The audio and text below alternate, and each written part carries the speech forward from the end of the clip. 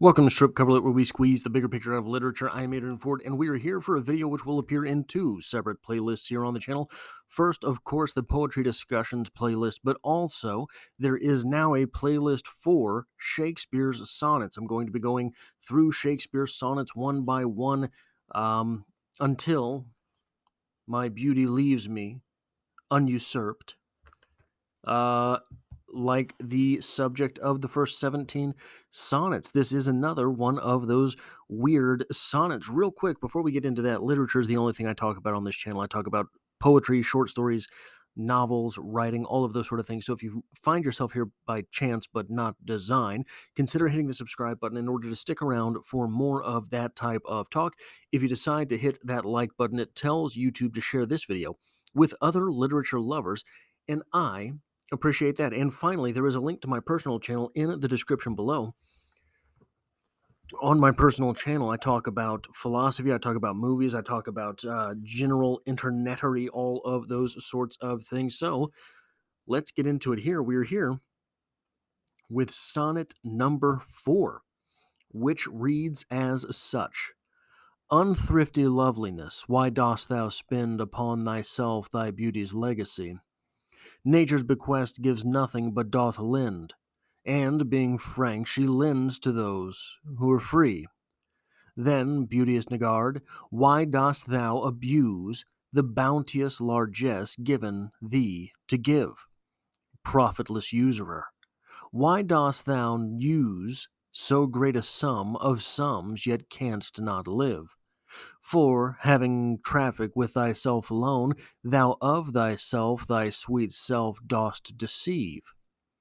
Then how, when nature calls thee to be gone, what acceptable audit canst thou leave? Thy unused beauty, which be tombed with thee, which used lives the executor to be. Now, for those of you who don't know, this is William Shakespeare from, England and whatnot. But Shakespeare had a cousin, a famous cousin, not famous by Shakespeare standards, but famous by maybe poet standards, who moved to St. Joseph, Missouri. And instead of writing his own poetry, just nicked all of Shakespeare's sonnets and wrote them in Midwestern American English. So we have this translation from Billy Wigglestick, his famous cousin. You extravagant bastard, why waste your looks sitting around looking at yourself? Your youth isn't with you forever, it's temporary. And for real, you are being mad selfish. So why are you playing games? Sitting at home, eating Cheetos, binging Netflix, getting nothing out of life, and just falling further and further behind in everything in isolation. And if you think that's okay, you're fooling yourself. And you're not getting any younger. You're going to die soon. And your mama is going to be cleaning out this apartment because you have no one to pass anything on to. No babies or baby mamas. So what's going on here? We have had a lot of, a lot, 4 now, 4 poems where Shakespeare is taking slightly different approaches at convincing another grown man to get it on, to have some babies. It's getting weird now. It was kind of weird at the beginning. 4 poems in, I think we've all got to admit, it's pretty strange. But what is the, so let's break it down just a little bit further here. Let's break it down by quatrain. Unthrifty loveliness, why dost thou spend upon thyself thy beauty's legacy? Nature's bequest gives nothing, but doth lend. And, being frank, she lends to those who are free. Nature has given you a loan, this temporary beauty. But nature only lends to those who are generous. So you better be careful. Then, beauteous Niggard, why dost thou abuse the bounteous largesse given to thee? given thee to give. Profitless usurer, why dost thou use so great a sum of sums, yet canst not live? But you, having this beauty, give it out in too small a portion for anyone to thrive off of it. So imagine, so the first quatrain says, look, you're beautiful, not taking anything away from you. But that's temporary. This is not a gift, it's a loan. So you better use it, and you better use it wisely. The second quatrain here, and you do give out this beauty, but you give it out in too small a portion. Imagine if I were to give you a loan of money to live on the month, but the amount of money I gave you was too little for you to actually live for the month. Then by the end of the month, you're having to borrow money from somewhere else. Therefore, the money that you owe me is not the only money that you owe. If you owe two of us money now, I am much less likely to actually reap my money plus the interest back. For having traffic with thyself alone, thou of thyself thy sweet self dost deceive. Then how, when nature calls thee to be gone, what acceptable audit canst thou leave? This beauty has been lent and is collecting interest. So if you do not multiply that wealth, multiply that beauty, when nature calls for her debt, you are in trouble. Thy unused beauty must be tombed with thee, which used lives the executor to be free. So invest in making babies, multiplying this wealth. That way the interest can come back to you, right? So this is interesting. I think the central metaphor here that the beauty is lent by nature, not given. It's not a gift of nature. If it were a gift of nature, it would be yours all the livelong day. It would be yours to die with. But it is not.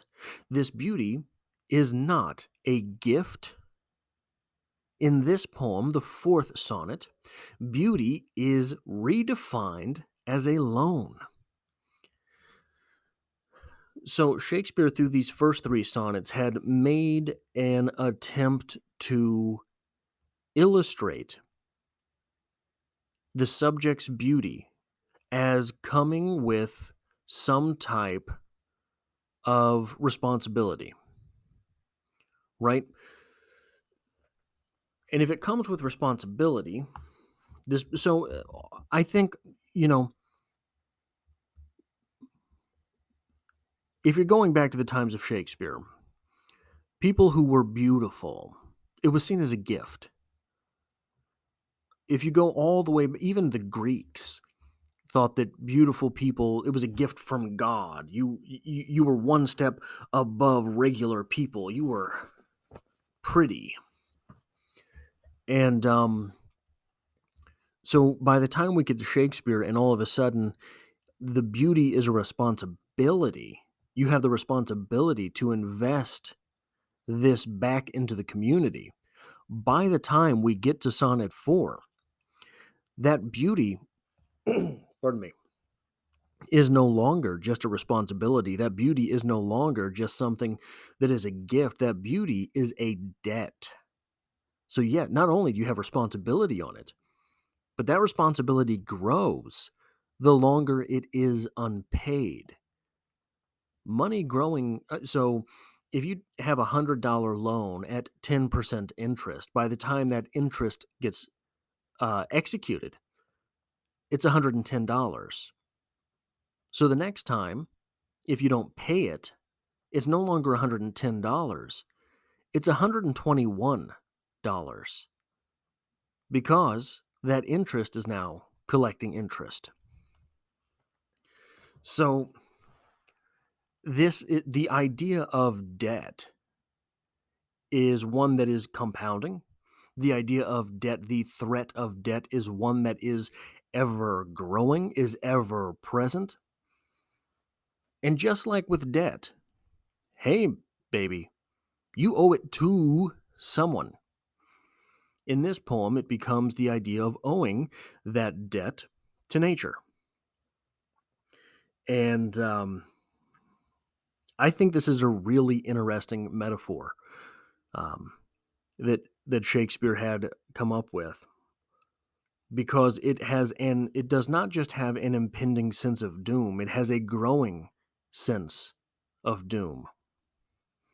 So by Sonnet 4, hey man, I've already written you 3 sonnets, and it was weird before.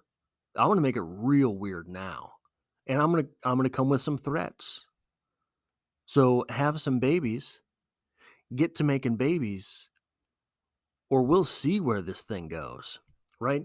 So that is it for Sonnet 4. If you like what I do here, hitting that like button helps me out tremendously on the channel. It tells YouTube to share this video with other literature lovers. If you find yourself here by chance but not design, consider hitting the subscribe button to stick around for more literary goodness. There is more poetry to come. There are more short stories to come. There are more novels to come. And I hope to have you back for all of them.